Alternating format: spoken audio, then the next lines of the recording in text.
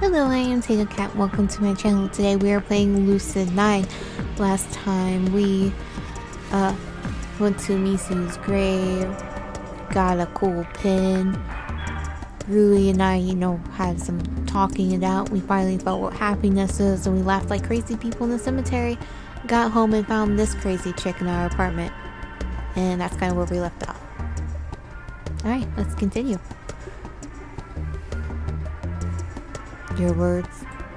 That you should have stayed out of this. All of this. She releases me, shoving me back with surprising strength. I barely catch myself against the wall. I caught the serial killer. Isn't that what? Natsuki barks in harsh laughter. What? That little pawn? I wouldn't go patting myself on the back for him if I were you. Remember, Yama? He was basically a dog. I practically spoon-fed him into your hands. That's true. She kind of did. A little bit. In a, vague way. She claps hollowly, every facet of her face alight in a sardonic smile. Congratulations, Yama Ishimoto. You think this is the end? You weren't even close. She slides to the door with cat-like grace, tapping something on her hip. The deadly fugue cuts off abruptly. Oh, and you might want to change your key code. There is silence. Nothing but cold, deathly silence. I sink into my sofa, waiting in the darkness of my apartment. Only one phrase thrums through my mind. Ryota in jail, Rui alive. So what? The press is silent, the school is closed, and according to Shigure, something's wrong with the police too. I thought I understood everything, but Natsuki is always one step ahead. I thought I was the orchestrator, but it looks like I'm just a pawn. Still too ignorant, still too weak. I don't know what's going on, but maybe this is when that all changes, because now I'm capable of fighting back. For Mizu, who I should have protected. For the smiles of my friends. For peace and happiness. I guess. How cliche. Maybe it's time to stop staying back, thinking that everything will go wrong. Maybe it's time to move forward. There's something behind all these murders, and I have to figure out what that something is. And I can't do it alone, but I guess I'm realizing that I won't need to.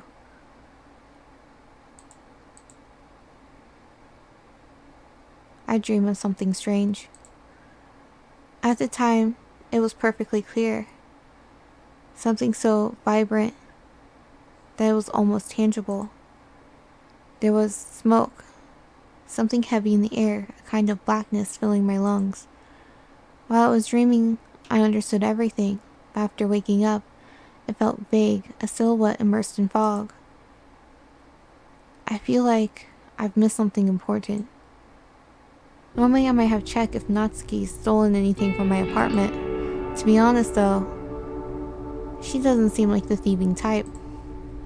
If anything, she's probably just the kind of person who relishes in the abject terror of humanity. Instead, I guess I'll wash up and get dressed and do whatever else is routine. Can't go to school.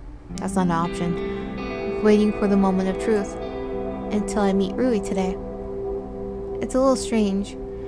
Now that the day is bright and the sun is shining and the weather is stereotypically beautiful summer day, I find my head painfully clear. Cryptic warnings? Whatever. They're only ominous in the dead of night when accompanied by a dance macabre. As for meeting Rui today, I can't deny it any longer. She's going to confess to me. She's going to say that she likes me, as in has romantic feelings for me, just so I don't misunderstand. Dummy. Okay, so listen up, or she'll punch me. And by the way, this doesn't mean we have to date or anything. She thought she should let me know. And she's liked me for forever, because I'm just such a dummy. I never realized it. But anyway, where was she going with this? She had a point. Ah, right. She likes me. Yeah. That's all she had to tell me. Then she'll finally stop breathlessly, and I'm supposed to act floored because she was so very subtle about hiding her feelings. Maybe it sounds arrogant, but it's true. I can't deny that, for some unknown reason, Rui Hayata has feelings for Yama Ishimoto. The problem is... No, the problem has always been... What do I do in response? You think that after facing a serial killer together, anything else would pale in comparison. And, well, I guess it did. Yesterday. No, for the past 3 months even. Maybe I'm having doubts now that the event is actually imminent because, for the first time, it's not just something I can push off for later. I'm going to have to face it. Today. The thing is, I know what Misaki would say or what Akira would say. She likes you, and you need her. What's the problem? The problem? That's exactly the problem. Rui doesn't deserve anything half-hearted. She doesn't deserve a guy who doesn't even know how he feels or a guy who's using her for his own purposes. She deserves someone who's totally madly in love with her, who will pursue her to the ends of the earth, who will fight for her like she's... Why do I suddenly think of Misato? Because Misato likes her, like a lot. I mean, he'll take one for the team. Ugh. Then Misaki or Akira will respond, well, I'm sure that doesn't matter to her. She likes you for you. And I will respond, it doesn't matter. It will always matter. It will matter because in a few months Rui will be disappointed, claiming that she's in one-sided love and she'll want more from me than I'm able to give. It will matter because if something happens between us, I'll have no one left. Then Misaki or Akira will respond, love is a choice. Love is an action. It's not wishy-washy feeling. You can choose to love her. That's not really like how love works. It's there or it's not. Then they'll continue. So go, confess, seize the day. And at that convenient moment, Rui will call me and the shoujo manga will be complete. And speak of the devil, don't tell me this is about to happen. Hey, I know we were supposed to meet up today, but I was thinking that... I don't know who this one is. Yama? My voice dies in my throat and I flop on the couch staring at the ceiling. I chose the wrong voice. Hi, Dad. An awkward pause. I hadn't expected this call to come today. In fact, I hadn't expected this call to come, well, ever. Dad gets normal voice. What exactly has been going on? I don't hear disapproval in his voice. I don't hear anger.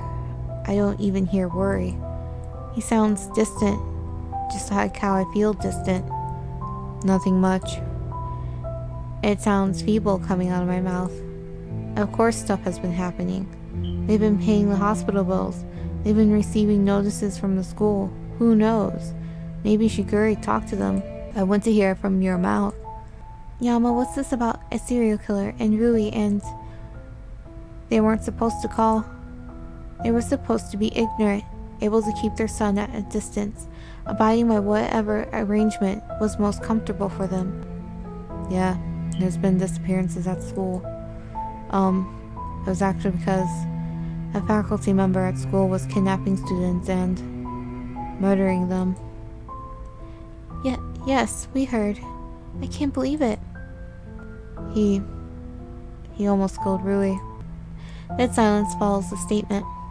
I wait, my palms sweating against my pajamas. So, the hospital visit? Yeah. Another silence. So much for not bothering my parents. Yama, you almost died, didn't you? You better tell me that there was no other option, son. and that you called the police. There wasn't, and yeah, I did. There's yet another silence. It's almost as if we're co-workers rather than family members. To be honest, I can't really say why. It's not like my parents hate me. In fact, I know that they care for me. Things used to be different. We were a close family in a way. Mom and Dad were always smiling, always laughing, always excited about their restaurant. But after Mizu... Son? Huh? Did you hear your mother? I pause. Dad sighs. We're coming to pick you up. Now. Wait, what? Leave? Now? There's too much unfinished. There's too much that I'm leaving behind. There's just too much. Honey, we thought you'd be safe and happy in Isamu with Rui, but... I am. Oh yes. I could tell that from the hospital notice and from the serial killer that was apparently after you and Rui's neck, so we could know where the sarcasm comes from. Dear, please calm down. You're coming back, Yama Ishimoto. I'm not. And suddenly his voice cracks. Losing my other kid. Just like that, the distance between us shatters into pieces. I fall backwards, my mind flailing for explanations, expectations, guilt, nostalgia. We've been distant for years. We've barely spoken. Most times, I don't even come home for the holidays. Because after Mizu died, all they did was push me away. Right? Or was I the one who pushed them away first? I don't remember anymore. All I know is, I don't want to go back. Not yet. I still need to stay in the city. I still have so much to discover. About Ryota, about the news, about everything. But it's probably selfish. No, it's definitely selfish. All this time I thought that my parents sent me back to school with Rui to kick me out. But it looks like they've just been trying to care for me. Shouldn't I repay that favor? We're getting in the car. Pack your stuff, Yama. We'll be there in 3 hours, honey. On the dot. 3 hours? 3 hours to say goodbye to all the friends I've made, tie up all the loose ends I've left hanging, including my visit to Rui, if I'm going to visit her at all. What will I even do when I return to my hometown? Sleep? Watch movies? Waste the day just like I used to? No. I might not be in Isamu anymore, but that doesn't mean that I can't do anything productive from home. Okay. Have a safe trip. Bye-bye, honey. You be safe too. And with that, the call shuts off. I probably should feel relieved or happy or grateful for learning that my parents haven't been ignoring me this whole time. But I only feel blank. Maybe the distance is too much. Maybe it's all too late. I carelessly begin to throw some of my belongings in a luggage, but stop short, checking the time. 3 hours. I have just enough time to visit one friend, then pop over to Rui's house before my parents arrive. Who? Just one person. It seems so sudden. Well, then again, I guess I shouldn't be making this a big deal. I'm not exactly moving to a different planet. If you were, Yahiko would be so psyched. He'd be like, so happy. Still, if I can only see one person, who should I see? Oh, so many options to choose from. Like, what should my choice be? Okay, let's go see Akira. At a time like this, spending time with a positive spirit sounds like heaven.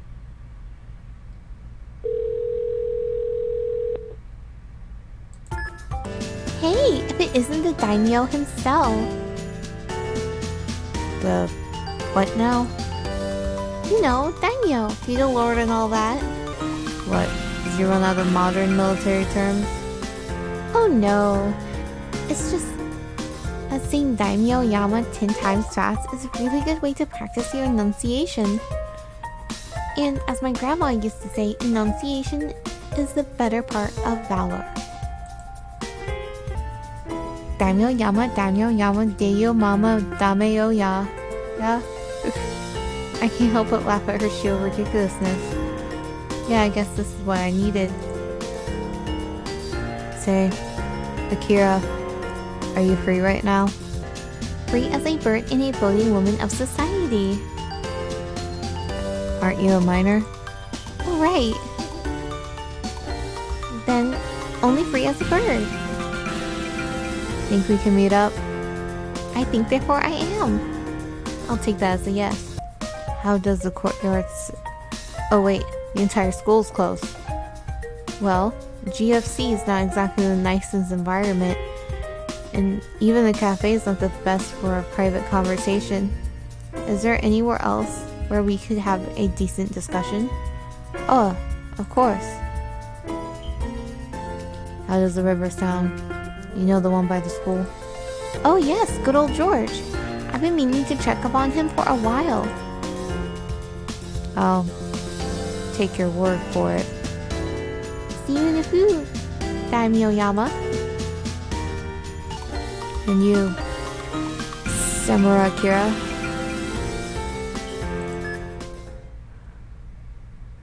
She giggles lightly before cutting the call. Right time to head to the river. I leave my luggage in my apartment and head outside, slipping Rui's pin into my pocket. Oh, I think this is the first time we've seen this background in the day and not like at sunset. I also didn't notice that there's a little guy floating in the water going, "No, hit me." Oh, and there's a little bench all the way in the background. That's pretty cool. And the reflections. The day is beautiful and bright, sending waves of sparkles skittering across the surface of the Rainbow River. If I hadn't almost drowned in it twice, I might actually appreciate its beauty. As it is, I can barely bring myself to approach a bench that's a good distance from the river's edge. Within minutes, I spot the familiar bobbing of a blonde head around the corner.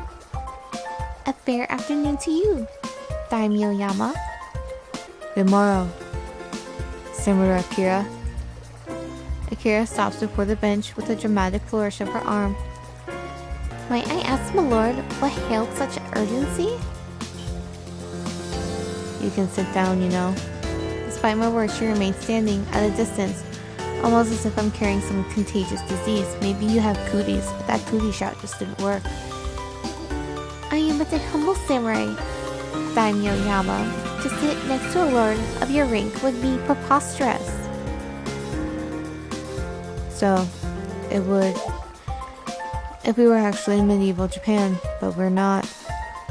On the contrary, our position within the time-space continuum is all but relative, limited solely by human constructs. And within those constructs, we're not in medieval Japan. Poot, you're about as fun as watching grass grow on the assembly line, Daimyo Yama. Yeah, I'm told I'm the life of the party. She giggles at this, finally sitting on the bench, but on the opposite side. The distance suddenly brings to mind yesterday's conversation with Rui. I clear my throat, fixing my eyes on the churning river. So, I'm moving. Oh, where to? I hear that North High has some tragically stupid students, but great view of the ocean. And also that Hikari Zaka High is really sweet at first, but eventually tears you apart with utter misery and despair. And apparently, Afterlife High is really out of this world. What are you talking about? Well, you know, lots of people are pretty mad about the academy closing. It happened so close to university entrance exams. I'm not moving to another school, Akira. I'm moving out of Isamu. I'm not sure what I was expecting from Akira. Maybe a laugh? Maybe an exaggerated jump? Maybe some kind of pun or joke? But whatever I was expecting, it certainly wasn't complete silence with an unnervingly blank expression. A long moment passes and Akira is still sitting on her side of the bench, hands pressed into her knees. She doesn't move. She doesn't say a word. Concerned, I reach over to shake her shoulder.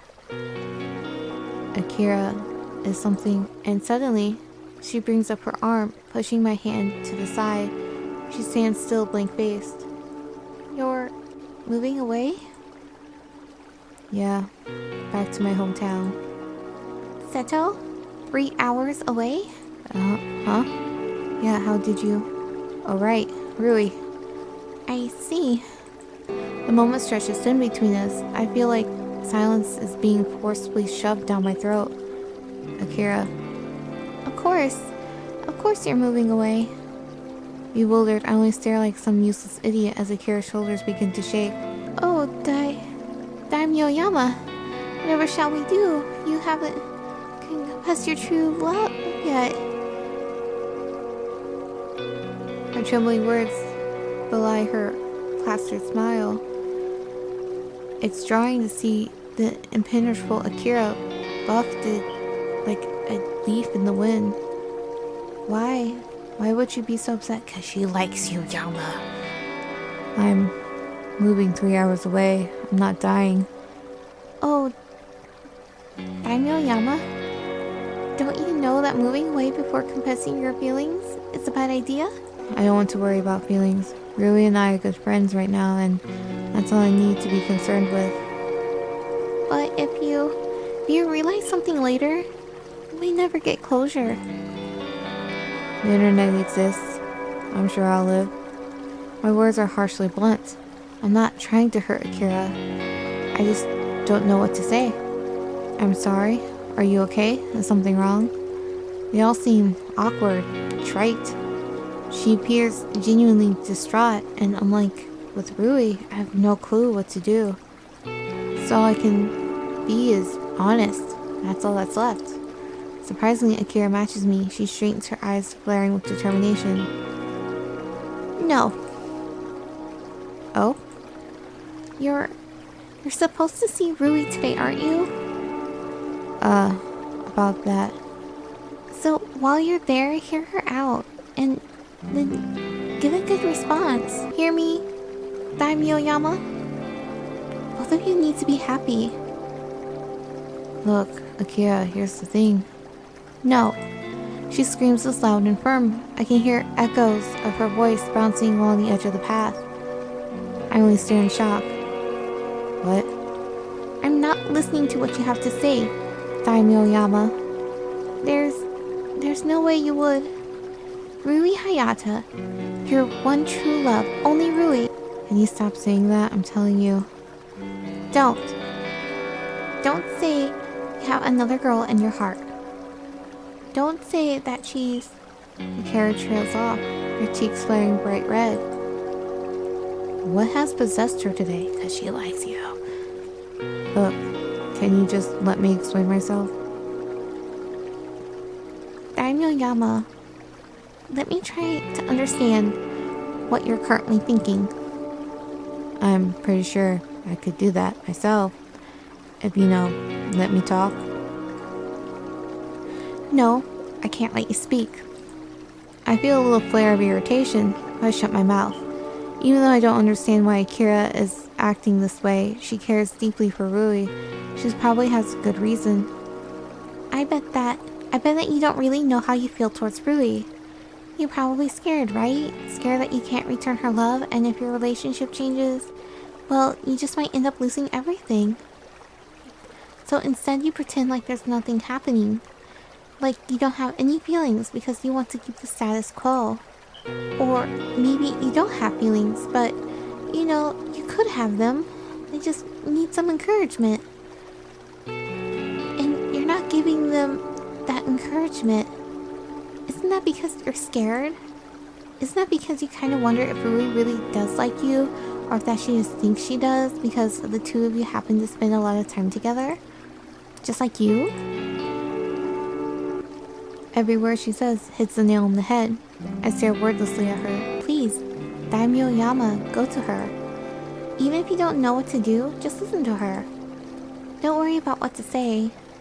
I think that if the two of you talk about it honestly, and if you really, really try to understand, everything will work out. Just be honest, okay? Okay. To be honest, I still don't get this girl, but I want to honor her conviction. After all, she's Rui's other best friend. This conversation will likely affect her just as much as it affects me. I I guess I should stop being a coward, huh? Daimyo Yama? What? To be honest, I also have something to say. I'm listening. She shuffles for a moment, lacing her fingers behind her back. You see, She pauses, her grip tightens. the thing is, Another pause. She takes a deep breath. I've always... And yet another pause. Suddenly she flings her arms outward, pointing a finger just millimeters away from my nose. wanted to be a baker because it makes me happy. So, Daimyo Yama, are you happy? Baking makes you happy? Oh, that's irrelevant. Just answer, are you happy? Sure, I guess. No. I must know without a doubt that you're overflowing with happiness like a psychedelic volcano on a caffeine high. It's the only way I can... She trails off again, then clears her throat. Well, are you happy? Am I happy? I'm the closest I've ever been, for sure. But moving away means that I'll be alone. I won't even be able to hang out with Rui.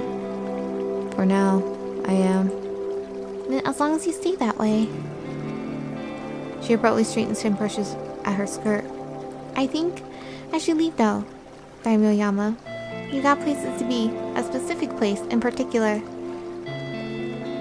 I'm not sure why, but although nothing about her has changed, she looks broken. I feel a tickle of guilt in the pit of my stomach. Hey, Akira, is everything... Oh, Just dandy, Daimyo Yama. See ya. wait. She holds her steps, her expression frozen on her face. Sorry to ask this, but I'm leaving right after I visit Rui. So could you tell everyone else about why I moved? And what would that reason be? My parents aren't too happy after the whole serial killer deal. Ah, well that definitely makes sense. Leave it to me, Daimyo Yama.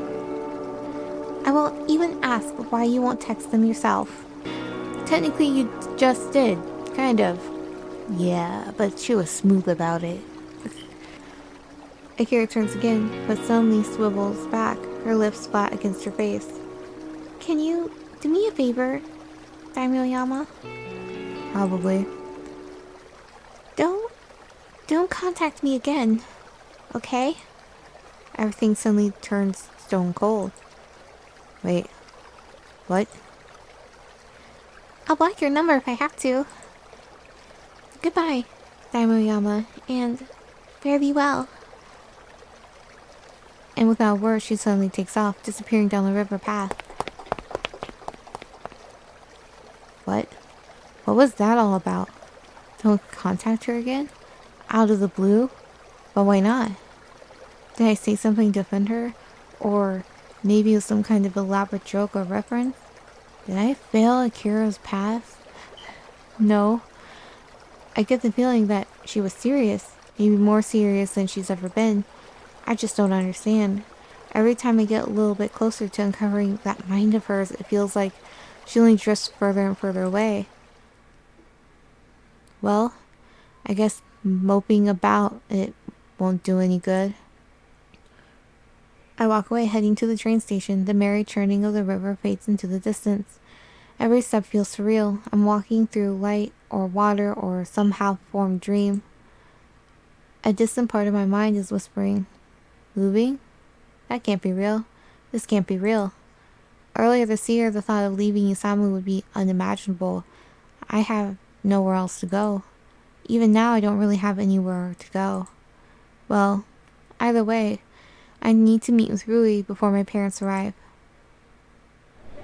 I board the subway to Rui's house, gripping the pin in my pocket as the tunnel light glares past the windows. Just go there, just talk with her, just hear her out. I'd like nothing more than to bolt, but this is a time to man up and face the problem head on. Everything will be fine. Probably. My arrival in District 2 is quiet and unhurried. Both the station and the roads are practically empty. Despite its close distance to the heart of the city, this district takes on some definite suburban qualities. Plants are definitely more plentiful here than in any other district, save for the boundary by the Isamu forest. As I jump into the nearest cab, I catch a glimpse of the towering cluster of research buildings that line the roads. They're the closest thing to skyscrapers in this district. Most of them proudly bear the insignia of Way Forward Pharmaceuticals. Well, I guess that District 2 is known as the medical district for a reason. Hospitals, retirement homes, top-tier specialized treatment centers, District 2 would have it all. I've experienced it myself, far more than I would like. I dismiss my thoughts as the taxi rolls its way to the quieter side of the district and pulls to a stop at the entrance of the suburban neighborhood. A quick payment later, I'm straying to a familiar picket fence house on the corner of the street, surveying the sign hung cheerily on the door. Home is where the heart is, and heart is where the Hayatas are. Cute, I'd always thought of that phrase as stupidly cheesy when I was a kid, but once you grow up a little, I guess you start appreciating stupidly cheesy things. I stand before the house for a moment, breathing quietly through my nose. This is it. The point of no return. Isn't that what they call it? The moment where it's no longer possible to have 1 foot in water and 1 foot on land, where the fence is too high to straddle and too thin to balance on. Yes or no, black or white, A or B. It's time for me to make a decision, whatever that decision means. I raise one hand to the door. Pause.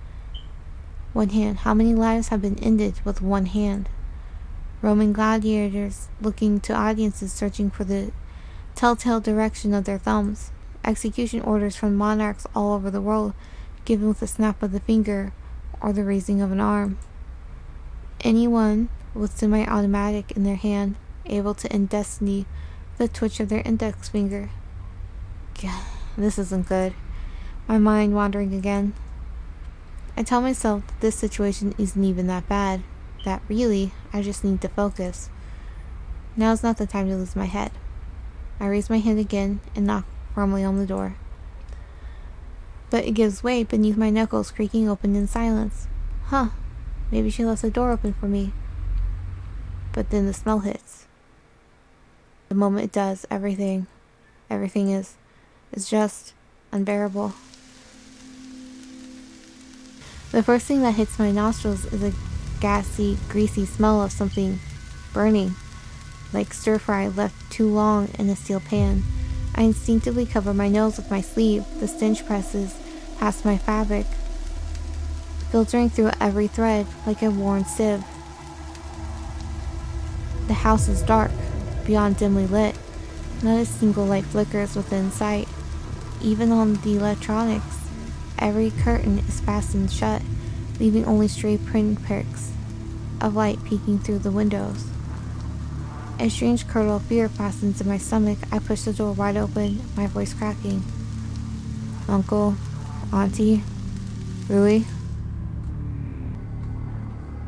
A flood of sunlight washes around my figure, bathing the living room in an ivory glow.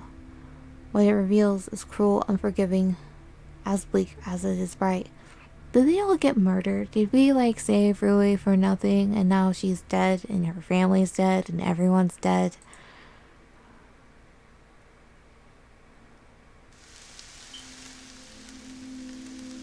Shards is the first thing my eyes land on. Fragmented, torn edged shards of metal, wood, glass, all strewn over the floor and the furniture. Cushions with ragged seams are scattered on the ground, accompanying their toppled armchairs and sofas. The family pictures, usually in pristine condition, on the walls are hanging askew, frames cracked and pictures sagging through broken glass. Transfixed in shock, I step forward, my eyes roving around to take in the scene. I pass by the narrow doorway that leads to the kitchen. Rui and I used to play tag there back in the day. That, and we tried to climb up the door frame by pushing against opposite sides with our hands and feet. Now, all I can see is the pan settled on the stove, old oil dancing over blackened food. The stove's still alight. Doesn't take a genius to realize it's the source of the stench. A fire hazard in any other circumstance. And yet, it doesn't feel like fire is the worst to come. I almost chuckle. Maybe they're preparing for my arrival. Hospitality was always their strong suit. But despite that, abandoned cooking, lit stove, burning food, these signs all point to the same direction as the destruction before me. Something that winds in a lazy path into a dimming room. Glass crunches beneath my shoes as I stop by the adjoining corridor, lifting my eyes slowly to the dining table. Dread. I had often felt it in my life. That black, slick sensation in the pit of my stomach that sloshed with every step I took, that rose as bile to my throat, that crushed my lungs until I suffocated on my own breath. But I had never felt it like this. I staggered against the wall, my heart stopping cold in my chest. Rui's father slouched against the table, head pressed almost comically into a bowl of soup, his hands hanging idly at his side. Blood is coated over the back of his skull, crusting over his neatly kept hair and swimming in the soup that covers his face. His skin is pale, lifeless, his joints solidified from rigor mortis. Dead. How? How could this happen? My vision spins angrily before my eyes. I feel the automatic response of my conscience slipping away. No. I wrestle reality back into my grasp, jerking away from the terrible scene. I have to call the police, get help, do something. I stumble out of the dining room, jamming at my phone with trembling fingers when my foot catches against something stiff and creaky and something very human. Rui's mother, blank-eyed, cuts from the shattered fabrics on the floor covering her body, jaw locked in shock at an unseen assailant. A bullet hole is planted squarely in her chest, soaking her clothes and the carpet around her with blood. Clutched in her frozen hand is a pitiful capsule of pepper spray, a laughable self-defense when surrounded by such devastation. I shakily pull myself to my feet, my breath coming fast and heavy. Too late. Dead. All my fault. Rui. Where's Rui? I stagger upward, vision still twisting as I pull myself along the wall and into the kitchen. She might still be alive. She might be okay. My own mind ridicules this senseless hope, and yet I feel strength bursting into my limbs, clearing my mind for one vile minute. Let's invent a little story. Let's say that once upon a time, a terrible murder occurred in an unsuspecting faux suburban home. 2 adults, accomplished adults, beautiful and gentle adults, were brutally shot to death. Let's say that their home was ravaged. The shards of wood, glass, metal, and ceramics littered the ground so heavily that it was impossible to take a single clear step. But let's say that their sacrifices were not in vain, that despite this blindsiding crime, their daughter, their precious little girl, was able to escape. This daughter found refuge. She waited for her friends. She was terrified, she was upset, but she was alive. Let's invent this little story, and let's pretend that it's true. Let's sleep in peace, wrapped with hope, ready to fight for a brighter tomorrow. But stories, no matter how beautiful, are always so very wrong. Because in the kitchen, there's an island counter. At the edge of the island counter, there was a sickening lump of blood that lazily oozed down the cabinet. And below the island counter lies something very, very mocking. Oh, poor Rui. The hope that had dared to rise in my chest crashes down my lungs, driving all the breath from my body. My eyes are peeled open, unblinking, as if staring will somehow get rid of this sickening display. No, this isn't true. I crumple against the floor, splattering blood over my knees. I taste something metallic on the corner of my tongue. Visceral memories, barely 3 months old, surge to my eyelids. No. This was over. Everything was over. Isn't it true? Isn't it true? Isn't it true? Isn't it true? Pipe screaming, wood on metal, a knife sinking deep, deep into flesh. No, no, no, no, no. I seize the nearest object, a renegade shard from a nearby shattered bowl, and gash it violently against my skin. It should skitter across the surface or glide like ice or feel distant, quiet, 7 worlds away. But my arm shrieks in protest as the edge digs into the flesh, drawing slow, weeping blood. I can only stare as it throbs. Not a nightmare, not a dream, nothing but reality. Bile calls up my throat until I retch against my throat. I barely manage to turn away in time. Digested saliva drips from my lips and seeps into the cracks of the tiled floor. A vision, a hallucination, some other explanation. Not this, never this. My sweat is ice cold against my skin. I'm shivering, shivering with such an intensity that my bones rattle in my eardrums. Pipes, knives, vomit blood. Smoke flooding exhaust. No, this was supposed to be over. This was supposed to be behind us. She was safe. She made it home. She wasn't at school. She was safe. I forced my eyes to drift down, engraving every corner, every color, every spike of light into the deep recesses of my mind. Eyes glazed, mouth slightly agape, a remnant of surprise. She dressed nicely, so nicely. I don't even remember the last time I saw her out of uniform. She's even wearing jewelry. I choke over my own voice. Right, she thought of dressing nicely today. She had thought of meeting up with me. We were going to have a little dramatic scene, something to do with I like you and me too, maybe. We were going to eat together with her family, maybe being embarrassed, maybe being understanding. Who knows what decision we would have come to. But that is a different world.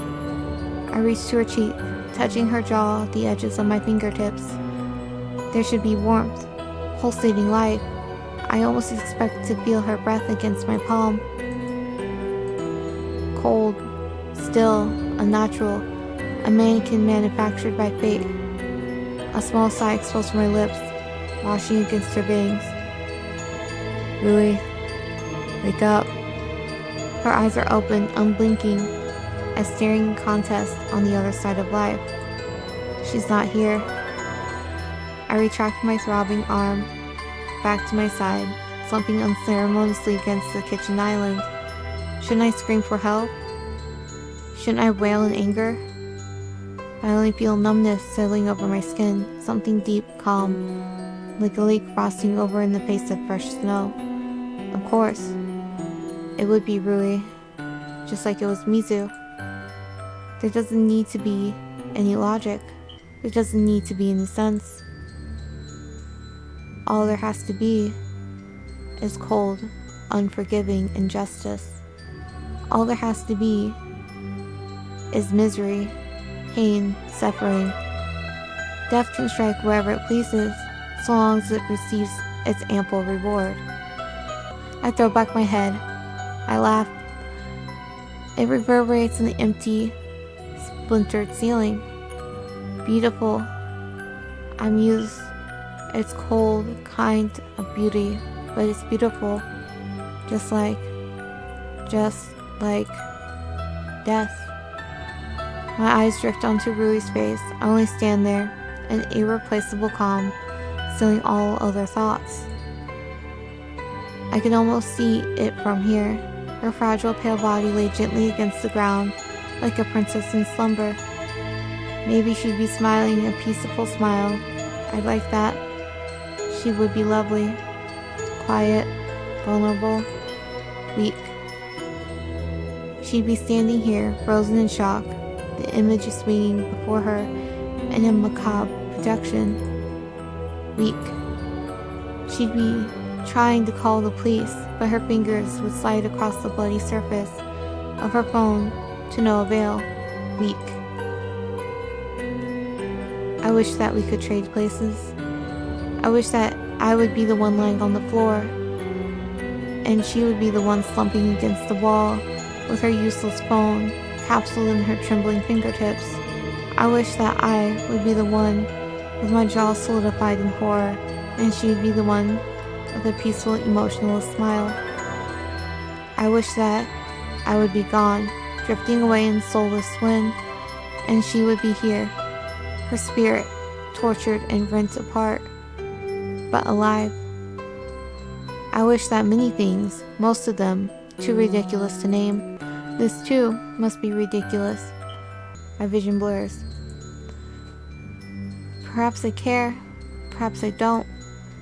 Something clatters to the ground, steeped gently in Rui's pool of blood. Time wears drearily on. I see nothing, I hear nothing. There is nothing in my mind but pale reflection, a glimmer of scarlet ribbon fixed behind my eyelids. The clock ticks, I talk.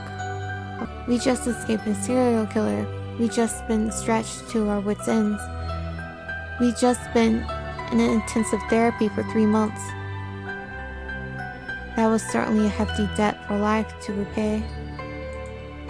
An innocent, gentle-hearted girl thrust into something that snatched away her ability to talk. She deserved the world. She should have grown up, married a guy who was madly in love with her, had 1.6 children, lived in a house with a white picket fence. But this, what is this? This is beyond simple injustice. This is just cruelty. Life is cruel, death is cruel, and Rui has to pay the price for their damn little games. Treating her like a pawn on a chessboard, an insignificant sacrifice for a meaningless play. I can't stand it. She never deserved this. Any of it. I lash out blindly. The heel of my foot splinters against something wooden, stabbing deep into my leg. The pain feels distant, like my limbs are detached from my head. Might as well be. After fighting so hard to keep it all together, slamming ourselves repeatedly into a wall until it shattered with our broken bodies, Rui is still dead. Then, the pain of a hammering hollow circle of agony in my arm and my foot drives to a sudden frenzy. I'm assaulted with sensations bright and fierce and angry, corkscrewing directly into the marrow of my bones. No Rui, no more Rui, no more bright smiles and flushed cheeks and teasing winks and exasperated loving little sighs. My calf clenches in a sudden agony. I bite the side of my cheek to keep from screaming. No more fretting like a mother hen in totally extra lunchboxes and tiny little signs of jealousy. Throbbing in my arm rises to my shoulder, past my neck, right into my skull. I cradle my head in my arms, desperate. No more casual trips to GFC and random moments of make-believe and strolls around downtown. Because life as you know it, is gone. Tears squeeze from below my eyelids, mixing with flecks of blood and bile smeared over my face. Stop. Stop. Stop. Just make it all stop. Not Rui. Not Mizu. There's pain, so much pain. Too much. I can't handle it. I can't handle this, and everything hurts. I just can't. Jack and Jill went up the hill to fetch a pail of water. Jill fell down and Jill fell and broke her. And Jack came tumbling after. Then Jill's corpse comes to life.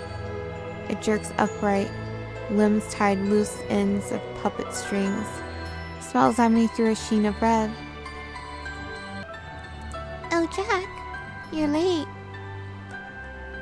Iron shoves up my nostrils and strangles down my throat. I choke, working to speak. Sorry. She pitches forward, pushed by something invisible. Her slender fingers wrap around my neck and dig into my throat. I catch a whiff of her breath, putrid, rancid, the smell of raw old eggs over decaying meat. The smell makes me gag on my own tongue. You shouldn't have been late. Her fingers disintegrate into bones, skin cells blown to ashes on the wind. They clatter into an orderly pile, forming a makeshift xylophone. Tiny little notes begin to ring from their skeleton surfaces. It's supposed to be a melody.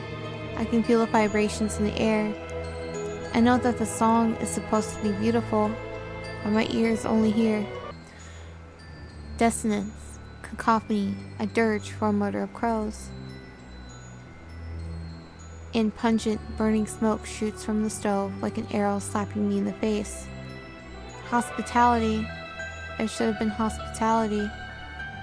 Don't do this. Come back, Rui.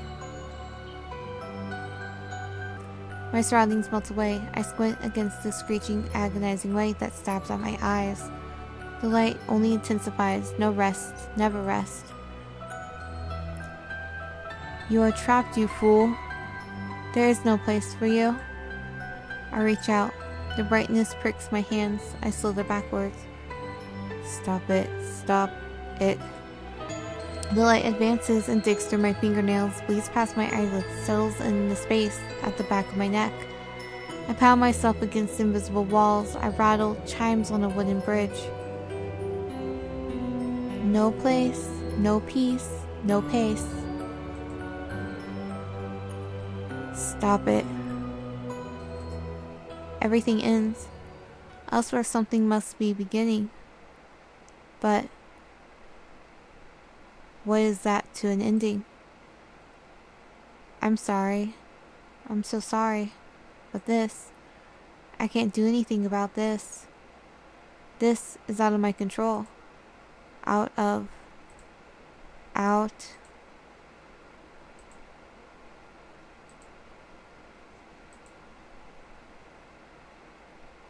To be continued? Really? Really, game? I'm so mad.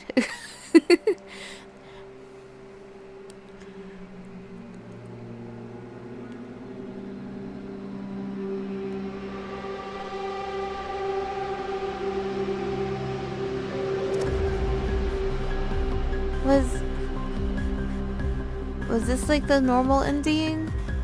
Or a bad ending? Or is there no good ending?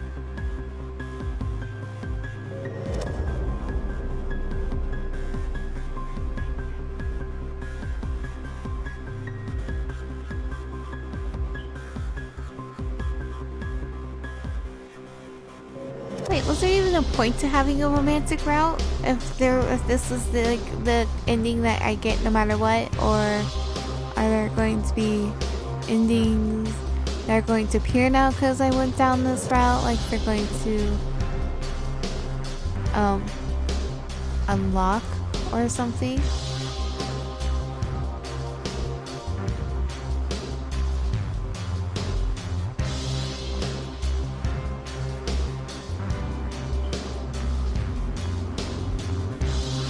Is it gonna tell me at the end of this? I don't know. I want to let the all these things go through. Plus, they deserve it. This game is actually really good, and they get all the credit they need to get. Even if that means making you guys suffer through it.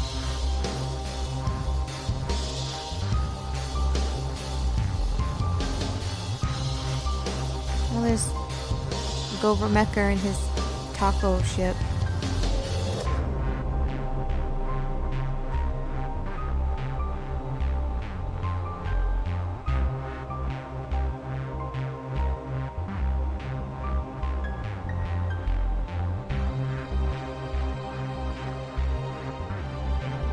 To be fair, I don't think I can click past this anyways, and I'm not going to. There's character teaser voice. I didn't see the character teasers. Maybe I should have. See what my voice was supposed to sound like. Oh, they put down the former members. That's nice.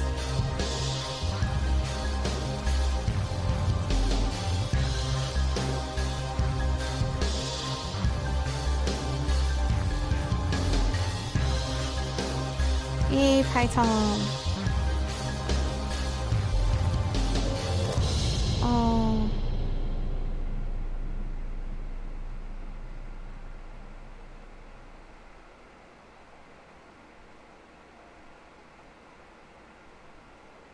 Okay, so what happens now? Thank you for playing Lucid9. You're welcome, game. I enjoyed it. Oh, I got 2 achievements. Best girl and the other thing that I kind of disappeared. Undo. Undo is an option. Instead of start, it's undo. So this game continues on. Or does it? Well, you'll have to figure out for yourselves. I believe what I completed was the common route. I don't know what happens after that. I know there are several bad endings.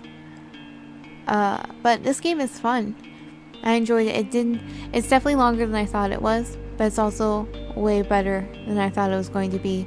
And yes, I complained about the the rollback thing, but that's only really a problem when I'm doing a Let's Play because, you know, I mess up and instead of just being able to roll back on the words, I have to go all the way back in for my save point. But there were twists and turns, definitely. And there weren't any characters that I hated. I mean, I don't like Elizabeth, but I didn't like hate her because she was annoying or anything like that. And they were solid characters. And the story was solid. The art was good. Would I recommend it? I wouldn't recommend it to people who like fast-paced games.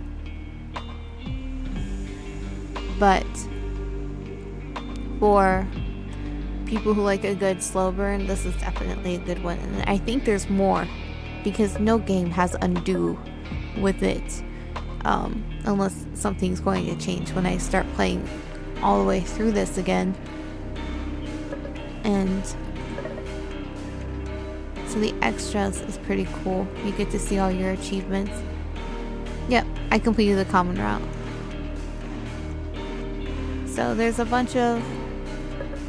They're hidden on the Steam thing. But Casanova, Fruitless, Cruel Reality. So there's a bunch more things I haven't gotten yet and haven't seen yet. And I don't know when the second one is coming out. This came out in 2017 and it is now 2021 and I haven't really heard anything besides there being voices put in. So hopefully there'll be a second one because that ending is mean otherwise. There's also a gallery.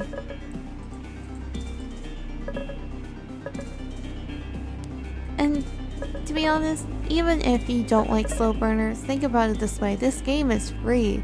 Completely 100% free. Anyways, yeah. If I would definitely play this game again and get all the stuff. And I would recommend it to a lot of people. There are a few errors, but it's not that bad. The game is free. If I paid for it, maybe that would irritate me, but even if I paid for it, those little errors don't bother me that much. Alright, I will see you in the next series. Thank you for following along this long. This has been my longest series so far. Hope you'll watch the next one. I am tatocat. If you haven't already, like, comment, and subscribe. Have a wonderful morning, evening, afternoon.